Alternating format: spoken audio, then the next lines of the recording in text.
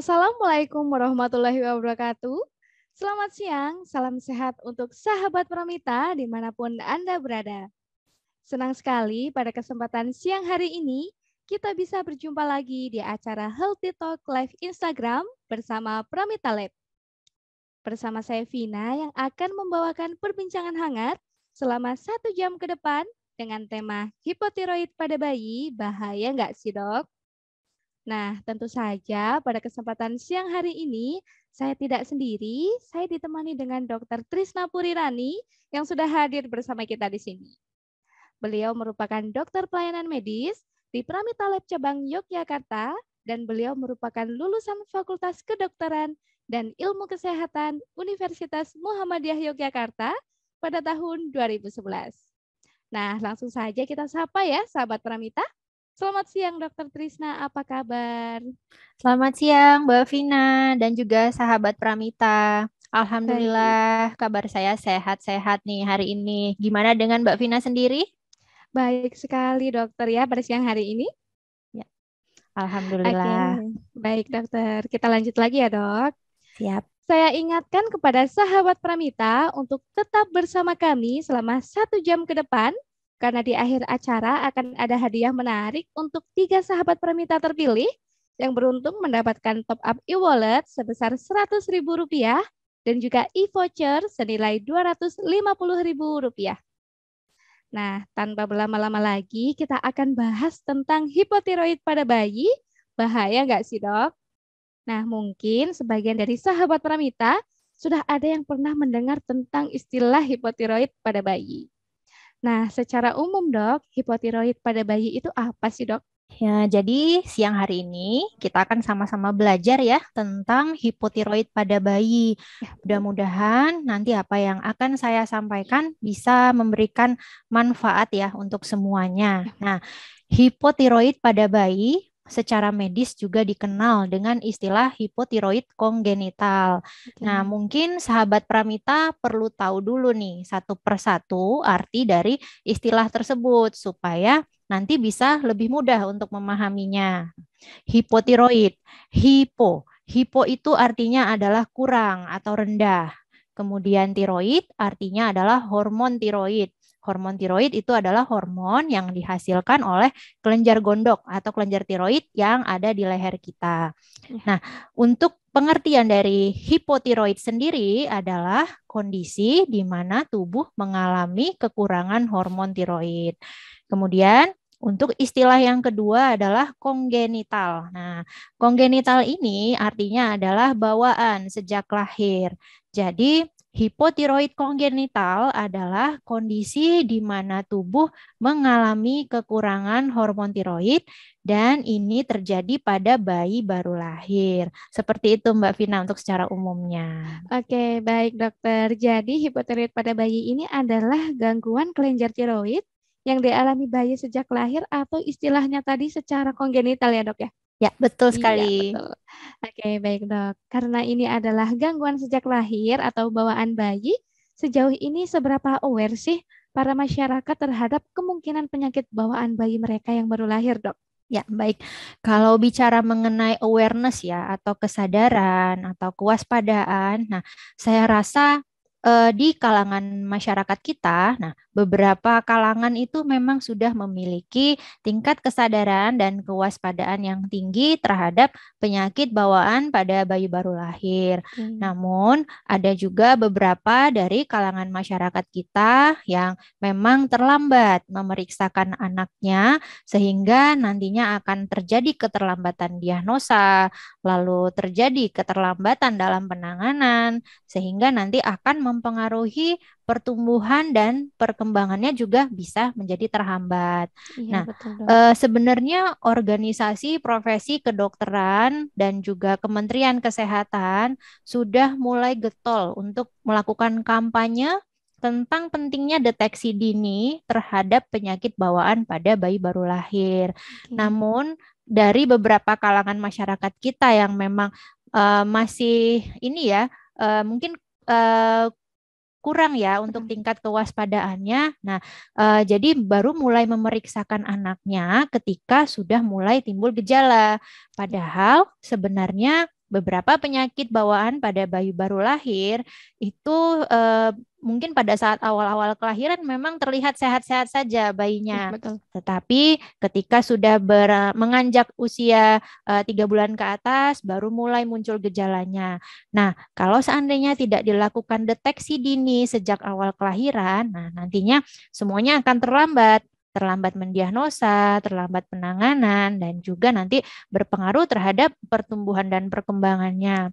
Sehingga bisa dibilang untuk tingkat kesadaran atau tingkat kewaspadaan, saya rasa memang tetap harus ditingkatkan. Seperti itu. Ya, baik dok. Ternyata untuk saat ini kewaspadaan masyarakat masih perlu ditingkatkan lagi terhadap kemungkinan penyakit bawaan yang baru lahir ya dok. Ya, betul. Oke. Nah dok, agar sahabat Pramita semakin aware lagi terhadap penyakit bawaan lahir seorang bayi, sebenarnya seberapa penting sih dok screening terhadap penyakit bawaan bayi? Ya, kalau bicara mengenai penting dan tidak penting, saya rasa ini sangat penting sekali Penting ya ya. dok ya, betul. Iya, penting sekali untuk screening pada bayi baru lahir. Jadi begini, ada beberapa kelainan pada bayi baru lahir yang memang bisa terlihat jelas ketika bayinya pas baru lahir. Misalnya nih, ada bibir sumbing, kemudian ada kelainan anatomi, misal tidak memiliki anus atau mungkin kelainan anatomi pada alat kelamin. Nah, itu kan kondisi-kondisi seperti itu secara fisik sudah bisa terlihat ya. Sehingga kalau memang ada masalah seperti itu, kita bisa langsung menentukan action, kita bisa langsung memeriksakan ke dokter ahli supaya bisa mendapatkan penanganan yang tepat. Nah, tetapi ada juga beberapa kelainan pada bayi baru lahir yang memang sejak awal bayi lahir itu tidak terlihat ada gejala apapun. Jadi bayinya tampak sehat-sehat saja. Misalnya nih, karena kekurangan hormon tiroid, atau mungkin ada gangguan bicara, atau mungkin ada masalah pada matanya misalnya. Nah, itu untuk kondisi-kondisi seperti itu kan kalau memang tidak dilakukan deteksi secara dini, nah nanti bisa terlambat untuk mengetahuinya. Padahal untuk kondisi-kondisi seperti itu pastinya nanti akan berpengaruh ya terhadap pertumbuhan dan perkembangan bayi. Nah, harapannya dengan melakukan screening pada bayi baru lahir, kita bisa mengoptimalkan pertumbuhan dan perkembangannya nanti dan kemungkinan-kemungkinan yang tidak diinginkan juga bisa kita minimalisir. Jadi memang sangat penting sekali untuk screening pada bayi baru lahir. Oke, baik dok. Ternyata screening terhadap bayi baru lahir ini ada beberapa ya, sahabat Pramita. Salah satu screening yang terpenting adalah screening hipotiroid pada bayi. Nah, mengapa screening hipotiroid pada bayi ini menjadi penting untuk dilakukan terhadap bayi yang baru lahir, dok? Ya, kenapa ini sangat penting? Karena nantinya akan berpengaruh ya terhadap pertumbuhan dan perkembangan si anak. Dan juga nanti berpengaruh juga terhadap tingkat kecerdasannya si anak tersebut. Nah, dengan melakukan deteksi dini, harapannya adalah kita bisa melakukan penanganan yang tepat sejak awal. Kemudian nanti tumbuh kembangnya juga bisa dioptimalkan. Apalagi kalau misalkan memang ada faktor risiko tertentu ya dari orang tuanya. Nah, mungkin kita perlu tahu dulu nih, apa sih sebenarnya hipotiroid kongenital? Nah, di awal kan tadi sudah saya jelaskan sekilas ya. Prinsipnya adalah kondisi di mana tubuh mengalami kekurangan hormon tiroid. Nah, hormon tiroid itu apa? Fungsinya apa? Kita perlu tahu dulu. Hormon tiroid adalah hormon yang dihasilkan dari kelenjar gondok atau kelenjar tiroid. Fungsinya itu membantu pertumbuhan, kemudian membantu perkembangan otak, serta sangat bermanfaat untuk metabolisme tubuh.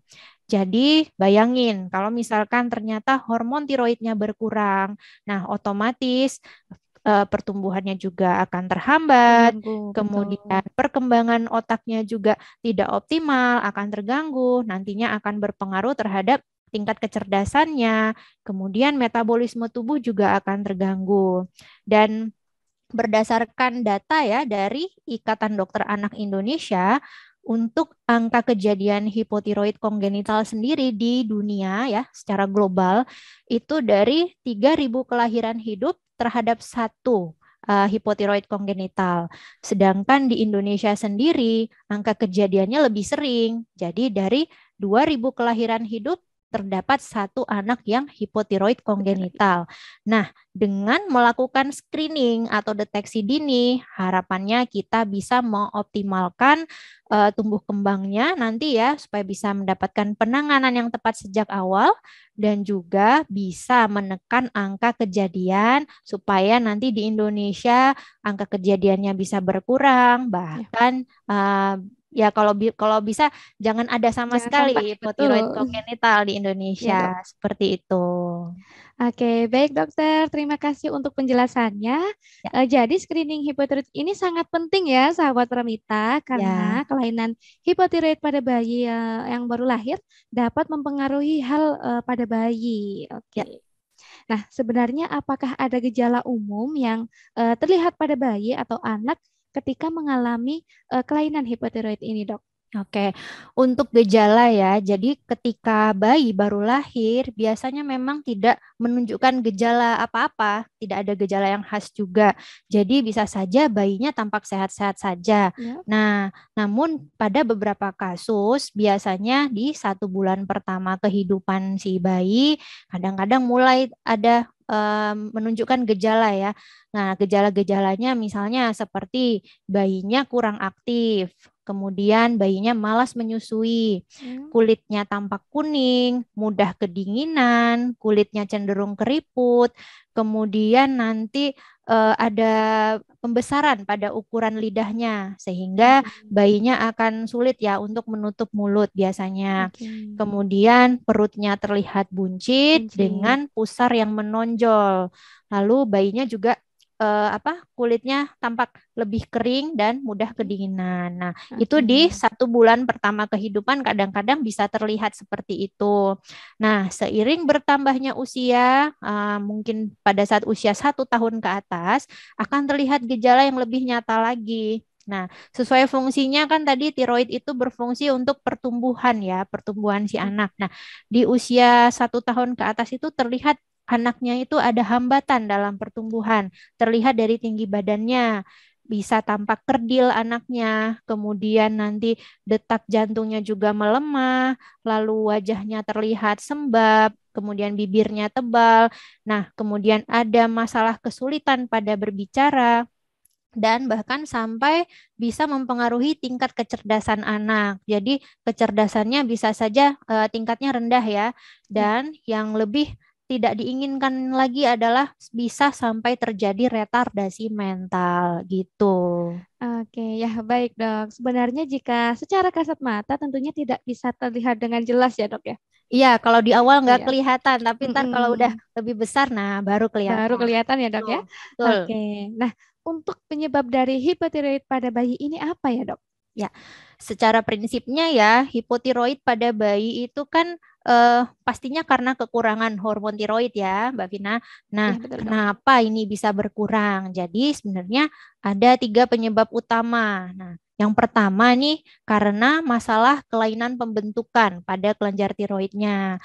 Kenapa bisa bermasalah? Nah, secara teori ini diduga karena adanya mutasi genetik yang terjadi pada orang tua, kemudian diwariskan ke anaknya, sehingga nantinya pada anak ada masalah pada pembentukan kelenjar tiroidnya. Bisa saja kelenjar tiroidnya tidak terbentuk, Iya. atau mungkin ukurannya kecil, atau terbentuk tapi tidak pada tempatnya, atau disebut juga dengan istilah ektopik. Oke. Nah, kalau ada masalah seperti ini, masalah kelainan bentuk, nah, otomatis nanti akan mempengaruhi fungsinya untuk memproduksi hormon tiroid. Jadi, hormon tiroid yang dihasilkan juga tidak optimal, begitu. Oke. Kemudian penyebab kedua adalah masalah gangguan fungsi dari kelenjar tiroid sendiri. Sama ya sebenarnya secara teori dengan yang kelainan anatomi tadi disebabkan oleh mutasi genetik yang diwariskan orang tua ke Orang tua. anaknya. Betul. Nah, sebenarnya bisa saja ukuran atau bentuk dari kelenjar tiroidnya itu normal, tetapi secara fungsi bermasalah. Tidak bisa memproduksi hormon tiroid dengan kadar yang optimal gitu. Nah, Oke. kemudian penyebab yang ketiga adalah ketika hamil nih, mungkin ibu hamil memiliki masalah pada kelenjar tiroidnya atau Hmm. pada hormon tiroidnya, atau bisa saja ibu hamil kekurangan asupan yodium. Seperti yang kita tahu ya, yodium itu adalah salah satu nutrisi penting yang bisa membantu kerja dari kelenjar tiroid untuk memproduksi hormon tiroid dalam jumlah yang optimal. Jadi memang yodium pun juga sangat penting ya untuk ibu hamil. Seperti itu. Oke, baik dokter. Ternyata untuk penyebabnya berasal dari banyak faktor ya, sahabat Pramita, Ya, seperti yang betul. sudah disebutkan oleh dokter Trisna tadi ya dok ya. Ya. Oke. Nah dok, tentunya bagaimanapun juga mencegah itu lebih baik daripada mengobati. Nah, untuk mencegah gangguan hipotiroid ini apa saja yang perlu dilakukan nih dok?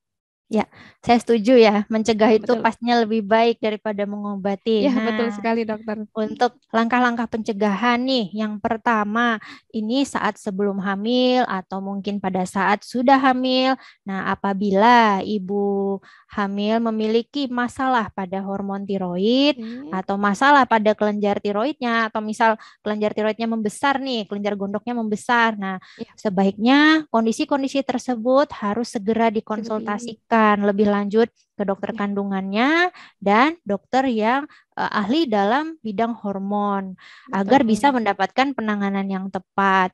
Kemudian si ibu juga harus kontrol secara teratur dan terpantau kondisinya karena nantinya kan akan dapat pengobatan ya untuk Ya, betul. masalah tiroidnya. Nah, pengobatan tersebut juga pastinya ada dampaknya untuk bayinya. Jadi memang harus kontrol dan pemantauan secara berkala dan ketat. Kemudian yang kedua, melakukan deteksi dini dengan pemeriksaan laboratorium yang berkaitan dengan hormon tiroid. Ya. Lalu yang ketiga adalah ketika bayi sudah lahir, nah dilihat apakah ada gejala-gejala yang tidak normal pada bayinya. Jadi kalau seandainya ada gejala yang tidak normal, harus segera dikonsultasikan lebih lanjut. Tetapi sebenarnya yang paling penting adalah kalau bisa nih sebelum terlihat ada gejala yang macam-macam, nah Ya. kita antisipasi dulu dengan deteksi dini. Itu salah satu Oke. pencegahan yang baik. Begitu. Oke, ya. Baik, dokter. Berarti salah satu tindakan pencegahannya adalah melakukan pemeriksaan laboratorium ya, Dok ya? Ya, betul sekali. Oke. Nah, kalau pemeriksaan laboratorium yang sebaiknya dilakukan untuk screening hipotiroid ini apa saja, Dok? Nah, untuk pemeriksaan laboratorium ya, untuk tahap awal biasanya melakukan pemeriksaan hormon TSH neonatus Oke, namanya. Nah, baik, mungkin Dok. sahabat Pramita juga masih bingung ya, TSH itu Ya, apa sih, Dok? Gitu. Nah, betul, Dok. ya, TSH adalah thyroid stimulating hormone. Jadi hormon yang dihasilkan oleh kelenjar yang terdapat di otak kita. Nah, fungsi dari hormon TSH ini adalah membantu kelenjar tiroid supaya bisa memproduksi hormon tiroid dalam jumlah yang optimal. Nah, untuk pemeriksaan TSH neonatus sendiri, biasanya nanti mengambil sampelnya dari pembuluh darah kapiler bayi. Biasanya nanti diambil dari tumit bayi. Oke. Kemudian tetesan darah dari tumit tersebut akan ditampung di kertas saring khusus. Kemudian kertas saring tersebut akan diperiksakan ke laboratorium yang memang memiliki fasilitas pemeriksaan hormon tiroid. Oke. Nah, biasanya pada kondisi hipotiroid kongenital nanti akan terlihat ada peningkatan pada hormon TSH neonatus tersebut. Seperti itu. Oke, baik, Dok. Jadi screening yang terpenting adalah TSH neonatus tadi ya, Dok ya? Ya, Sudah TSH dijelaskan itu. neonatus, betul. Oke, baik dokter. Nah, misal ya dok, kita Mm-mm. mau melakukan screening. Nah, waktu yang tepat untuk melakukan screening pada bayi ini kapan dok?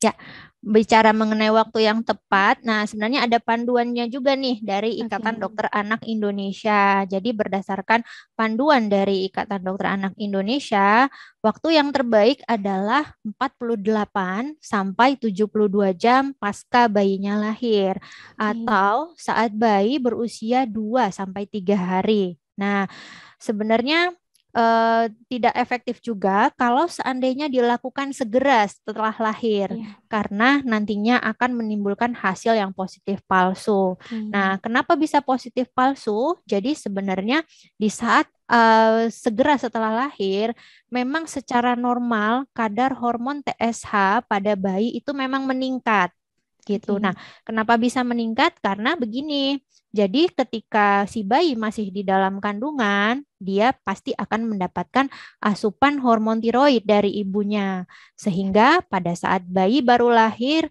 itu masih membawa hormon tiroid yang dari ibunya. Begitu. Nah, jadi ketika misalkan pemeriksaannya dilakukan segera setelah lahir, nah nanti pasti akan menjumpai kadar hormon TSH yang tinggi. Tinggi. Padahal itu sebenarnya tingginya bukan karena ada Kelainan. sesuatu, Oh ya. ada kelainan, Mm-mm. tetapi karena memang normalnya seperti itu. Jadi memang waktu yang paling baik adalah saat berusia 2 sampai 3 hari, begitu. Oke, ya. Baik, dokter. Jadi waktu yang tepat untuk melakukan screening ini pada bayi usia sekitar 2 sampai 3 hari ya, Dok. Ya, Karena betul. karena ditakutkan kalau baru lahir langsung di screening akan terjadi positif palsu itu tadi ya, Dok ya. Ya, betul sekali. Oke, ya.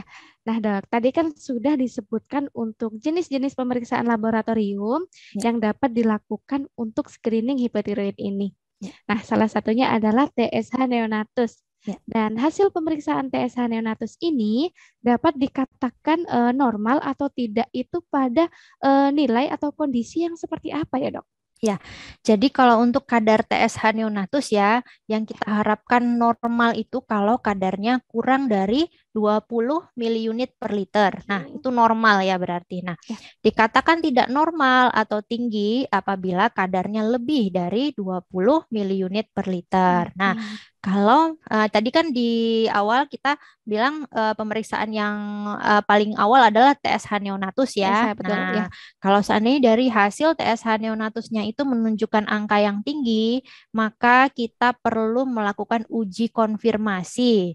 Uji konfirmasinya adalah dengan pemeriksaan TSH dan T4 yang diambil dari serum darah. Nah, TSH itu tadi kan hormon yang dihasilkan oleh otak ya. Nah, Ya, untuk T4 sendiri itu adalah hormon tiroid yang langsung dihasilkan dari kelenjar tiroidnya. Begitu, itu bedanya. Nah, pada misalkan nih ketika uji konfirmasi lalu kita mendapati hasilnya TSH-nya tinggi, kemudian T4-nya rendah. Nah, untuk kondisi seperti itu kita patut curiga bahwa sudah terjadi hipotiroid kongenital. ya, Biasanya betul. memang TSH dan T4 itu berbanding terbalik. Nah, jadi kalau Ya. menjumpai seperti itu, nah itu kita harus curiga. Segera, betul Tuh. ya, Dok ya. Oke, Mm-mm. nah, misal ya, Dok, setelah Ya. melakukan pemeriksaan laboratorium dan hasilnya menunjukkan ada ketidaknormalan pada tiroid atau Mm-mm. mengalami gangguan hipotiroid, apa yang perlu dilakukan untuk menanganinya, Dok? Oke, kalau kita menjumpai hasil yang tidak normal ya, atau kita Ya, curiga ke arah hipotiroid kongenital, nah kita harus segera mengkonsultasikan ke dokter anak, khususnya ke konsultan endokrin anak. Konsultan oke. endokrin adalah ahlinya di bidang hormon. Nah, supaya nanti bisa mendapatkan penanganan yang tepat oleh ahlinya. Nah, Ya, biasanya nanti akan diberikan pengobatan pengganti hormon tiroid. Tujuan dari pengobatannya ini adalah untuk bisa meminimalisir kemungkinan-kemungkinan terburuk yang akan ya, terjadi. betul, Dok. Lalu targetnya adalah untuk membuat pertumbuhan dan perkembangan anak juga bisa lebih optimal lagi. Nah, biasanya dengan penanganan secara tepat yang lebih dini itu biasanya akan memberikan prognosis yang lebih baik ke depannya. Nah, targetnya adalah ketika bayi berusia 2 sampai 4 minggu, diharapkan di usia tersebut sudah mulai mendapatkan pengobatan untuk hipotiroid kongenitalnya. Karena Oke. secara penelitian, kalau misalkan sudah mendapatkan pengobatan di waktu tersebut, nah diharapkan nanti kita juga bisa mengejar ya pertumbuhan dan perkembangannya.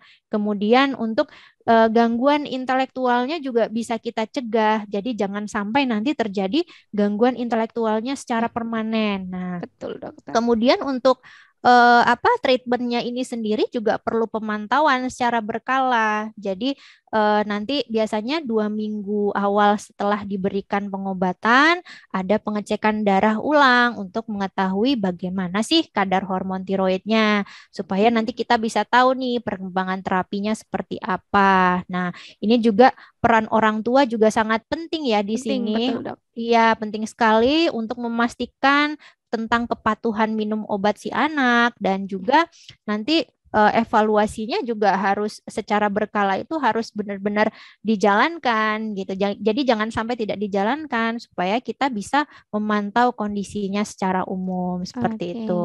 Ya, baik dokter. Terima kasih Ya, untuk penjelasannya ya dok. ya, Oke.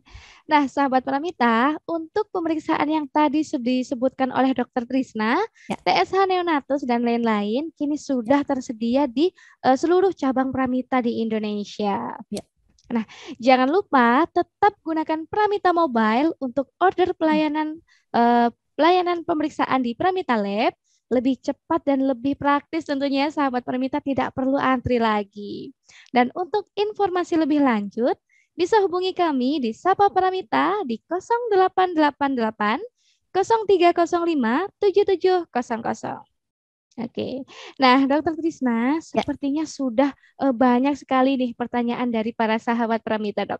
Iya, cukup antusias ya sahabat Pramita. Antusias Iya. sekali, betul Dokter. Nah, Ya. tapi sebelum kita lanjut ke pertanyaan-pertanyaan dari sahabat Pramita, mari kita saksikan video informasi berikut ini.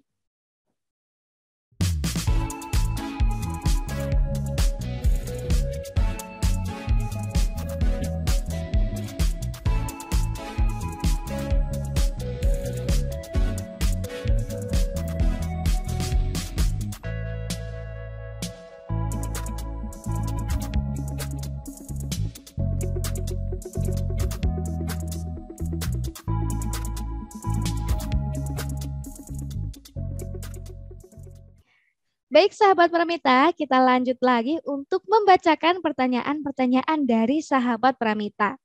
Nah, sepertinya sudah nggak pada sabar nih dok, ingin segera dibantu dijawab sama dokter Trisna nih. Ya, Bismillah, insya Allah akan saya jawab nih Oke, Mbak Vina. ya Ya, baik dokter, kita mulai aja ya dok ya. ya, Nah, untuk yang pertama ada pertanyaan dari akun @_anugrah.adi. ya.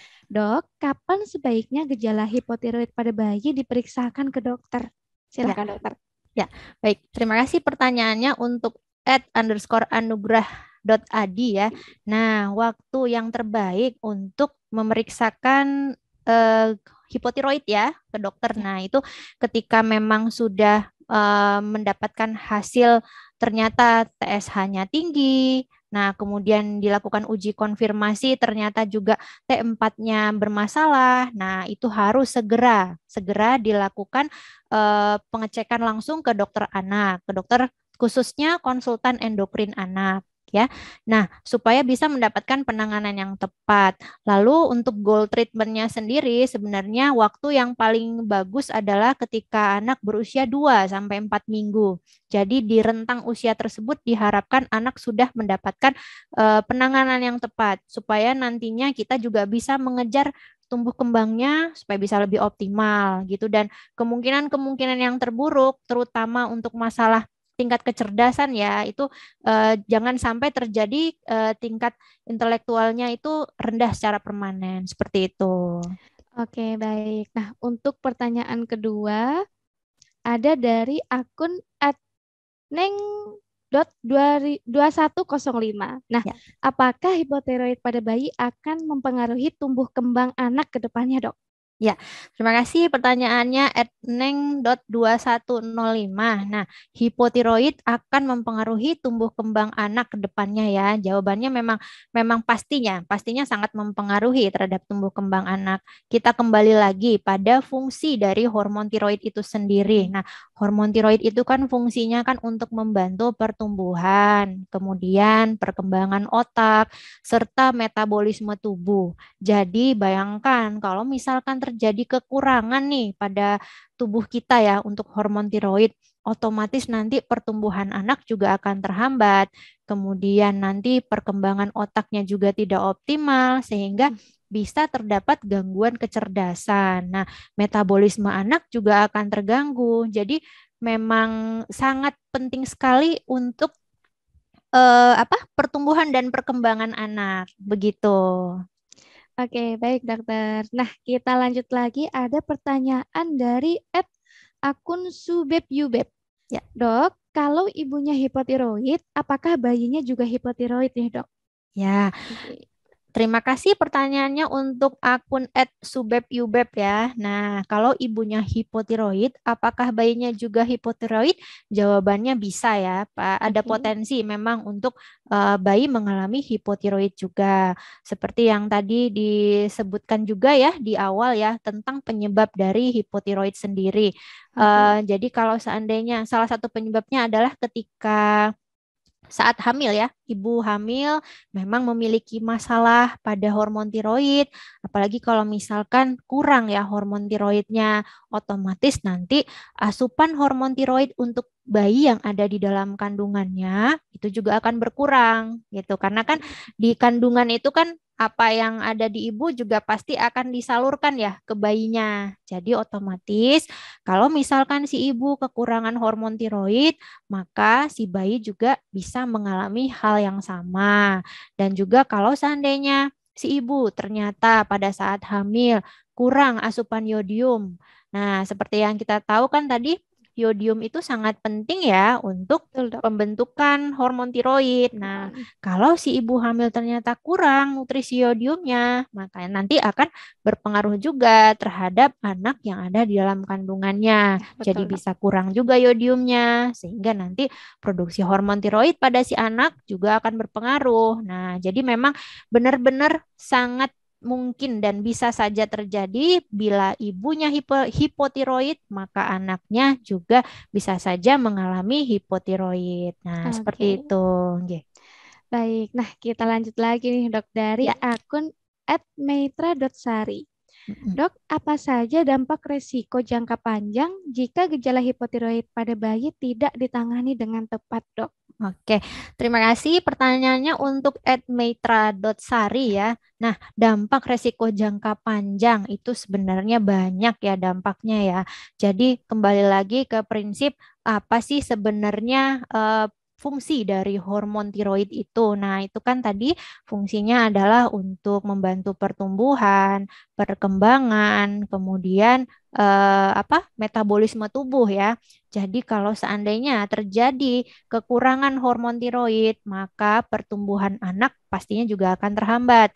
Nah, kemudian perkembangannya juga akan terganggu, bahkan metabolismenya juga akan terganggu. Nah, bisa kita lihat gejalanya itu lebih nyata ketika anak memang sudah besar ya, usia 1 tahun ke atas atau bahkan saat usia sekolah. Nah, gejala-gejala atau dampak yang tidak kita inginkan bisa saja terjadi ya. Ada gangguan pertumbuhan, anaknya mengalami stunting atau mungkin saja tubuhnya terlihat kerdil seperti Oke. itu. Kemudian wajahnya terlihat sembab atau seperti bengkak, kemudian bibirnya tebal, lalu nantinya ada terjadi keterlambatan, bukan keterlambatan, rendahnya tingkat kecerdasan ya, rendah Ya, tingkat kecerdasan sehingga nanti pastinya akan berpengaruh ya, terutama kalau anaknya sudah memasuki usia sekolah gitu. oke. Jadi Ya, gangguan konsentrasi, kemudian mungkin prestasi juga akan berpengaruh ya di ya, betul. prestasinya gitu karena tingkat kecerdasannya juga tidak optimal gitu. Kemudian bahkan bisa saja sampai terjadi adanya retardasi mental. Nah, ini yang memang sangat tidak kita harapkan terjadi ya. Betul sekali, Jadi dokter. makanya memang harus benar-benar kita deteksi dini supaya kemungkinan yang tidak diinginkan tadi bisa kita minimalisir dan pertumbuhan dan perkembangan anak bisa lebih optimal dan untuk jangka panjangnya juga jangan sampai nih terjadi ada keterlambatan dari tumbuh kembangnya tersebut begitu. Oke, ya. Oke, dokter. Kita lanjut lagi di akun Ilyat. Nah, Ya. bedanya hipotiroid kongenital dengan stunting itu apa ya, dok? Ya, baik. Terima kasih pertanyaannya untuk Ed Iliad ya. Jadi Ya. Beda dari hipotiroid kongenital dan stunting. Nah, Iya. untuk stunting itu kan dia secara istilah itu berarti hambatan ya pada Hambatan. pertumbuhannya. Biasanya memang terlihat dari tinggi badan. Itu masalah dari gizi anak ya untuk stunting. Nah, kalau hipotiroid kongenital itu lebih kompleks lagi biasanya untuk kondisinya. Nah, hipotiroid kongenital itu kan apa? Penyebab utamanya adalah karena kurang dari hormon Ya. tiroidnya gitu. Jadi kalau stunting itu lebih ke mungkin asupan gizi ya atau mungkin Oke. ada memang penyakit yang mendasari sehingga membuat adanya hambatan pertumbuhan. Cuman biasanya Ya. untuk stunting kan yang dinilai hanya pertumbuhannya saja ya. Nah, sedangkan Hmm. di hipotiroid kongenital kita itu lebih lebih kompleks lagi untuk menilainya. Tidak hanya dari eh, tinggi badannya saja, tetapi juga nantinya dari tingkat kecerdasannya, lalu bagaimana perkembangan mentalnya, nah secara fisiknya bagaimana, nah itu akan lebih kompleks lagi untuk kita memantaunya. Seperti itu perbedaannya. Oke, ya baik dokter. Kita lanjut lagi. Ada Ya, dari akun @artinings. ya. Bagaimana mencegah secara dini hipotiroid? Apa bisa dicegah dari pas awal kehamilan, dokter? Oke, Oke. terima kasih pertanyaannya untuk Ed Artinings ya. Ya. Nah, mencegah secara dini itu pasti bisa sekali ya, sangat-sangat bisa. Nah, dari awal kehamilan itu kembali lagi ke penyebab Ya. dari hipotiroid kongenital. Salah satunya adalah masalah asupan yodium pada ibu hamil. Jadi kalau misalkan memang kita harus pastiin dulu nih asupan yodium kita cukup atau enggak sih. Nah, kita Oke. harus tahu berapa sih sebenarnya kecukupan atau asupan yodium yang cukup untuk ibu hamil itu sebenarnya butuhnya berapa. Nah, Oke. kebutuhannya adalah kurang lebih 220 mikrogram per harinya. Nah, Oke. mungkin sahabat Pramita bingung ya, Ya, 220 mikrogram itu seberapa sih, iya dokter? seberapa. Nah, bisa disetarakan dengan kurang lebih 1,5 sendok teh garam yang mengandung Garam. yodium ya. Oke. Cuman bukan berarti ibu hamil itu harus banyak makan garam Garam betul, karena dok. ya karena nanti eh, kebutuhan yodium tercukupi tapi ternyata ada masalah baru yang muncul kalau Iya, misalkan betul, terlalu dokter. berlebihan makan garam. Ya, Nah, asupan yodium sendiri itu tidak hanya didapatkan dari garam yang mengandung garam. yodium. Jadi bisa didapatkan dari sumber makanan yang lainnya. Nah, apa saja sumber makanannya? Bisa didapat dari seafood, misalnya Hmm. udang, ikan laut, ikan tuna, kerang. Nah, itu seafoodnya ya. Kemudian Ya, betul. bisa didapatkan dari rumput laut, dari agar-agar, dari telur. Nah, untuk telur biasanya kadar yodiumnya itu lebih tinggi pada kuningnya. Oke, pada Tuh, kuning ya, tapi dok ya. bukan berarti Mm-mm. putihnya nggak ada ya. Nah, Betul. cuman kuningnya biasanya lebih tinggi yodiumnya. Kemudian dari susu, dari keju, dari yogurt, roti, dan juga kacang-kacangan. Nah, bisa Oke. bisa dilihat ya, sumber makanan beryodium itu sebenarnya enak-enak semua Iya, gitu. nggak cuma garam aja ya, dok ya, Iya, nggak tapi cuman banyak garam. macam-macam. Betul Betul. sekali. Jadi diusahakan ibu hamil ketika ketika sedang hamil harus ada mengkonsumsi makanan-makanan yang mengandung yodium supaya bisa mencukupi kebutuhan yodium per harinya sehingga nanti bisa berdampak baik ya terhadap kelenjar tiroidnya, hormon tiroidnya. Nanti juga akan eh, berpengaruh kepada janinnya. Janinnya juga nanti bisa tercukupi juga kebutuhan yodium dan juga tidak ada masalah pada hormon tiroid dan kelenjar tiroidnya. Begitu. Oke, baik dokter. Terima kasih. Nah, Ya. lanjut lagi nih dok. Ada dari akun @maya_pradipta 99. Mm-mm. Apakah bayi yang terkena hipotiroid bisa disembuhkan secara total, dok? Apakah bayi yang memiliki komorbid, ibunya diabetes, akan terkena hipotiroid, dok? Ya, terima kasih pertanyaannya untuk Maya Pradipta 99 ya. Jadi Ya. apakah hipotiroid bisa sembuh secara total? Nah, jawabannya itu bisa iya, bisa juga tidak Oke. gitu. Kenapa bisa iya, bisa tidak? Nah, kita perlu kenal dulu nih. Ada dua jenis dari hipotiroid kongenital.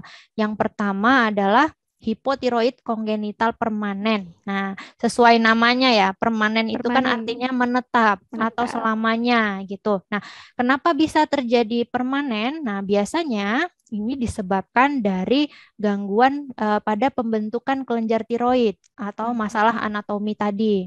Nah, kalau ada kondisi seperti itu, biasanya pengobatannya itu jangka panjang, bahkan bisa sampai seumur hidup. Karena Oke. kan sudah tidak normal nih untuk bentuknya. Jadi otomatis kan produksinya kan juga akan terganggu ya untuk Ya, betul dok. menghasilkan hormon tiroid secara optimal. Jadi memang perlu penanganan bisa sampai seumur hidup. Oke. Kemudian jenis yang kedua adalah hipotiroid kongenital transien. Nah, transien sendiri kan artinya sementara. Ya, Sementara. biasanya ini terjadi ketika pada saat hamil ibu mengalami hipertiroid atau kelebihan hormon tiroid. Tiroid. Nah, pada kondisi ibu hamil dengan hipertiroid, pastinya kan nanti akan mendapatkan pengobatan. Tujuan dari pengobatannya adalah untuk menekan produksi hormon tiroid supaya nggak berlebihan lagi. Nah, Oke. efek dari pengobatannya tersebut nanti bisa berdampak ke bayinya. Jadi, produksi hormon tiroid pada bayinya itu juga bisa ikutan tertekan gitu produksinya. Nah, ketika bayi lahir, maka kadar hormon tiroid pada bayinya itu juga akan berkurang atau terjadi Berkurang. hipotiroid kongenital. Oke. Nah, tetapi tetap harus dilakukan penanganan yang tepat. Nah, biasanya nanti ketika anak sudah bertambah ya usianya, seiring dengan dilakukan pemantauan secara berkala, bisa saja nanti akan terpantau kondisi hormon tiroidnya itu stabil normal. Ya. Jadi bisa dibilang nantinya kelenjar tiroid pada anak tersebut bisa menghasilkan hormon tiroid secara optimal dengan sendirinya gitu. Jadi nggak perlu ada bantuan obat lagi. Nah, Oke. dengan kondisi seperti itu, biasanya pengobatan bisa saja sudah mulai dihentikan. Cuman baik yang hipotiroid kongenital permanen maupun yang transien, kedua-duanya itu dalam pengobatan tetap harus ada pemantauan secara berkala supaya kita bisa menilai bagaimana gejala klinis si anak dan juga bagaimana kondisi hormon tiroidnya. Oke. Nah, kemudian tadi pertanyaan yang lainnya, apakah ibu yang memiliki komorbid diabetes Mhm. ya, apakah akan terkena hipotiroid? Hipotiroid. Ya, sebenarnya kalau bicara mengenai kemungkinan, apapun kemungkinan bisa terjadi ya. Jadi ibu hamil itu kan faktor resikonya macam-macam. Ya, betul Ya, sekali, Dok. tuh, jadi tidak hanya masalah hormon tiroid aja. Jadi salah satunya ya mungkin diabetes itu tadi. Nah, Ya. kembali ke penyebab dari hipotiroid sendiri. Itu bisa saja ada masalah pada kelainan pembentukan kelenjar tiroid atau kelainan pada fungsi kelenjar tiroidnya itu. Nah, dari penyebab tersebut sebenarnya ketika ibu hamil memiliki faktor resiko tertentu yang bisa menyebabkan timbulnya gangguan pada pembentukan organ ya pada bayi atau janin. Nah, itu bisa saja terjadi nantinya anak yang dilahirkan akan hipotiroid kongenital. Oke. Cuma mungkin kalau dibandingkan dengan ibu hamil yang memang memiliki faktor resiko yang berhubungan dengan kelenjar tiroid dan juga hormon tiroid, nah biasanya lebih besar kemungkinannya pada ibu yang memang memiliki masalah tiroid sejak awal, seperti itu. Oke, baik dokter. Terima kasih untuk penjelasannya. Nah, Ya, lanjut lagi nih dok. Ada ya, dari akun @eramaya Sumantri. ya. Dok, apakah hipotiroid pada bayi bisa didapat dari gen keturunan dok? Ya, terima kasih untuk pertanyaannya, Era Maya Sumantri. Nah, kalau hipotiroid ini bisa ya sebenarnya keturunan. Jadi, ketika ibu mengalami hipotiroid, bisa saja nanti anaknya juga akan mengalami hal yang sama, hipotiroid juga. Nah, kembali lagi kita mengenal penyebab hipotiroid itu apa. Nah, tadi kan ada penyebab gangguan pada pembentukan kelenjar tiroidnya, kemudian gangguan pada fungsi kelenjar tiroidnya yang tidak bisa memproduksi hormon tiroid secara optimal. Nah, kenapa dua hal itu bisa terjadi?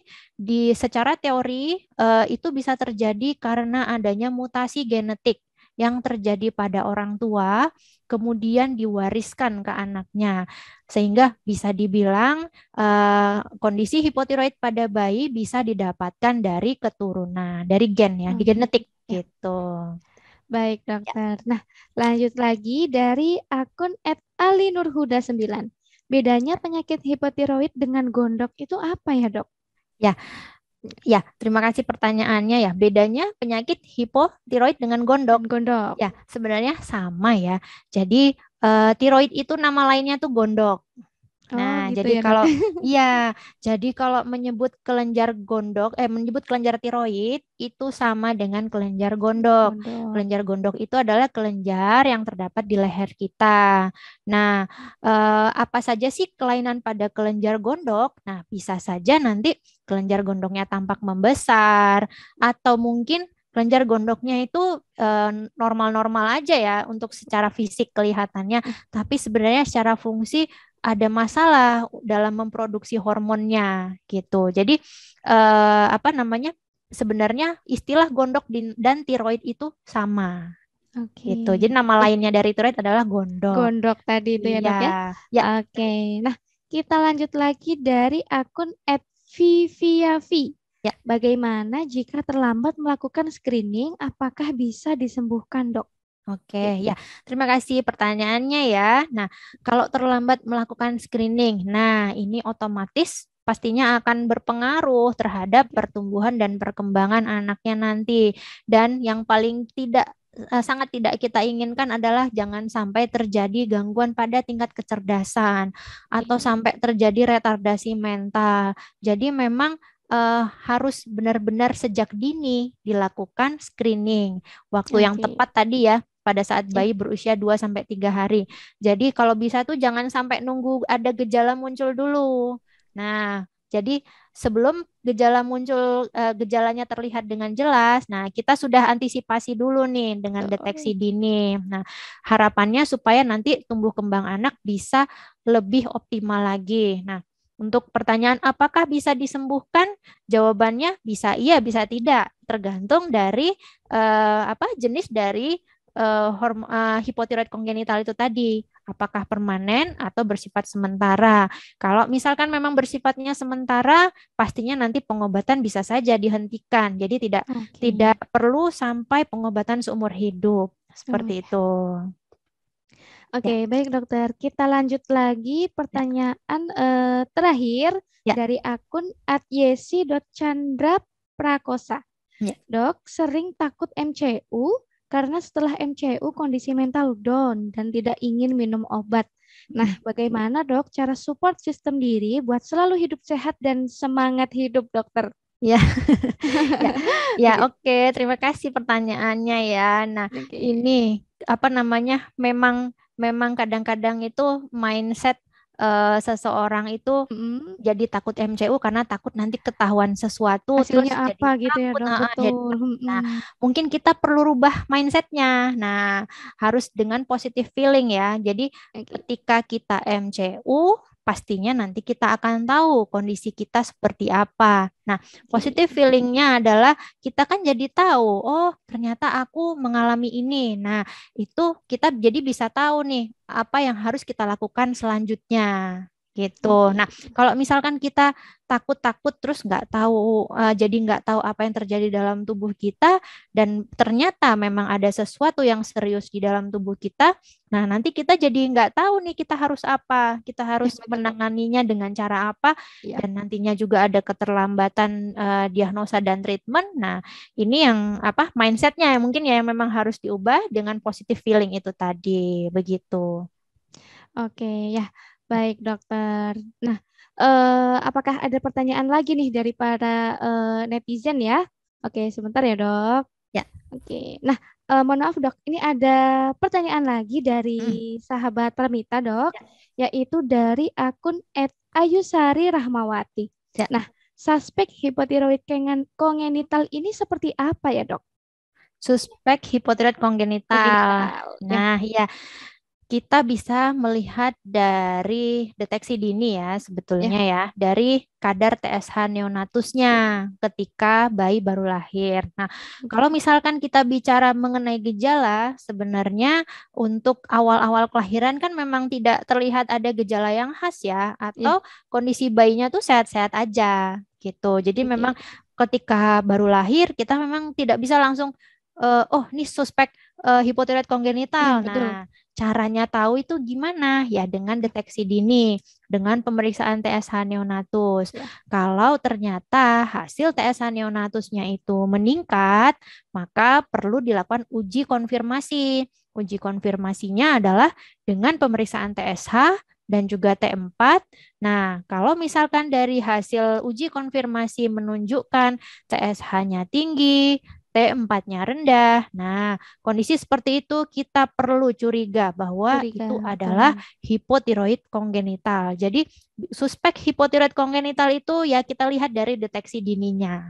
Kalau dilihat dari gejalanya nanti terlambat nanti, karena di awal-awal kan nggak ada gejala apa-apa biasanya bayinya. Begitu. Oke, baik dokter. Selanjutnya ada pertanyaan dari saya nih dok, buat Ya. dokter Trisna. Silakan Oke, Mbak Vina. ya. Bagaimana cara mencegah agar ibu hamil tidak kekurangan yodium nih dok? Iya, cara mencegahnya ya pastinya kita harus mengetahui dulu asupan yodium ibu hamil itu seberapa sih kebutuhannya. Nah, kebutuhannya adalah 220 mikrogram per hari.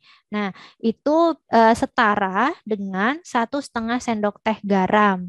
Tapi sumber makanan beriodium itu tidak hanya satu-satunya garam ya Mbak Vina. Jadi jangan sampai makan garam terus. Nah, nanti kebutuhan yodiumnya tercukupi tapi timbul masalah lain gitu. Betul sekali dokter. Ya, sumber makanan yodium lainnya adalah misalnya nih seafood ya. Seafood Kayak tadi ya dok ya.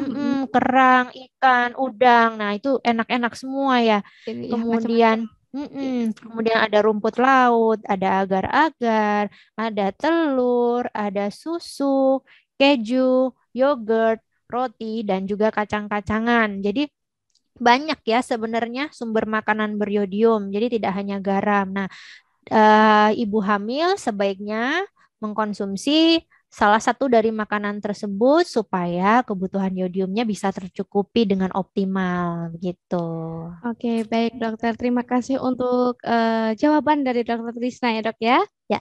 Nah, baik sahabat Pramita, penjelasannya sangat rinci sekali. Semoga bisa terjawab semua ya. Ya. Oke. Nah, sebelum kita umumkan 3 sahabat Pramita terpilih yang beruntung mendapatkan top up e-wallet sebesar Rp100.000 dan juga e-voucher senilai Rp250.000, mari kita saksikan video informasi berikut ini.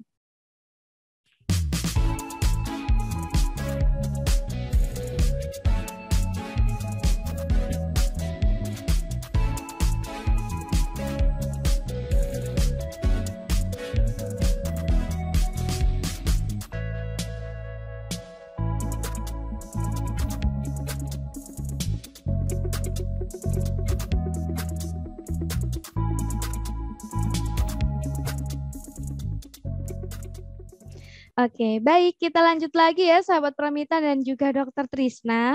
Ya. Ya, dan saat yang dinanti-nanti kita akan langsung bacakan hadiah top up e-wallet sebesar Rp100.000 dan juga e-voucher senilai Rp250.000. Nah, untuk sahabat Pramita terpilih yang pertama yaitu oleh akun @ayusari_rahmawati. Oke, nah selanjutnya pemenang sahabat Pramita terpilih kedua yaitu ada dari akun @ratufani. Oke. Nah, untuk sahabat Pramita terpilih ketiga mungkin bisa dibantu dibacakan nih Dokter Trisna. Siap, oke. Baik, untuk sahabat Pramita terpilih yang ketiga, selamat untuk akun Anna_FZ. Iya. Oke, baik. Nah, selamat kepada para Pramita, sahabat Pramita terpilih yang beruntung mendapatkan top up e-wallet sebesar Rp100.000 dan juga e-voucher senilai Rp250.000. Nah, selanjutnya akan dihubungi oleh tim kami melalui DM Instagram. Ya. Oke. Nah, baik Dokter Trisna, sebelum kita mengakhiri acara live kita pada siang hari ini, apakah ada pesan-pesan dari dokter untuk sahabat Pramita nih, Dok? Oke, untuk pesan-pesan ya, pastinya setiap orang tua mendambakan memiliki anak yang sehat, baik secara fisik maupun mental. Nah, untuk itu segala sesuatunya memang harus diperhatikan dari sejak awal kehamilan. Nah, kalau seandainya pada saat hamil memang memiliki faktor risiko tertentu, penyakit bawaan tertentu, ya terutama yang berhubungan dengan kelenjar tiroid, hormon tiroid. Nah, itu harus segera dikomunikasikan, dikonsultasikan ke dokter kandungan dan dokter yang ahli di bidang hormon supaya nanti bisa terpantau ya kondisinya dan bisa mendapatkan penanganan yang tepat. Kemudian ketika bayi lahir, kita bisa lihat apakah ada gejala-gejala yang tidak normal atau tidak pada bayi kita. Nah, kalau misalkan menemui yang tidak normal, nah harus segera diperiksakan, dikonsultasikan ke dokter anak. Dan yang ketiga, yang ini yang paling penting ya, kuncinya adalah deteksi dini. Jadi kalau bisa sebelum timbul gejala, kita sudah antisipasi duluan dengan deteksi dini untuk hipotiroid kongenital itu, supaya nanti bisa mengoptimalkan pertumbuhan dan perkembangannya, serta juga tingkat kecerdasannya. Khususnya untuk hipotiroid kongenital, deteksi dini adalah kunci penting untuk pertumbuhan dan perkembangan anak yang lebih optimal lagi. Seperti itu, Mbak Vina. Ya, baik dokter, terima kasih atas pesan yang luar biasa dan juga ilmu yang sangat bermanfaat bagi kita semua tentunya pada siang hari ini. Jadi sahabat Pramita, jangan lupa untuk melakukan screening hipotiroid. Ya. Jika sahabat Pramita masih ragu, bisa konsultasikan dulu dengan dokter kami di Pramita Lab terdekat. Nah, tidak terasa kita sudah sampai di penghujung acara.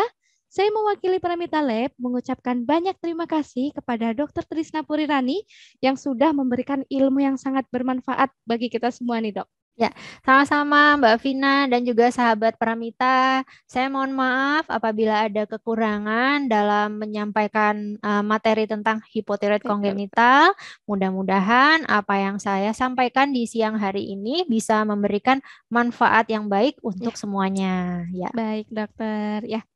Dan saya juga mengucapkan terima kasih kepada seluruh sahabat Pramita dan juga tim yang bertugas yang sudah mengikuti acara ini hingga akhir. Dan jangan lupa untuk follow Instagram kami di @pramitalab.id karena akan banyak sekali info-info terupdate dari Pramita tentunya ya. Dan jika ada pertanyaan-pertanyaan lain, bisa hubungi kami di @sapapramita yaitu di 0888 0305 7700. Semoga sahabat Pramita sehat selalu. Salam sehat, sampai jumpa lagi di acara Healthy Talk Live Instagram selanjutnya. Saya akhiri. Wassalamualaikum warahmatullahi wabarakatuh. Waalaikumsalam warahmatullahi wabarakatuh.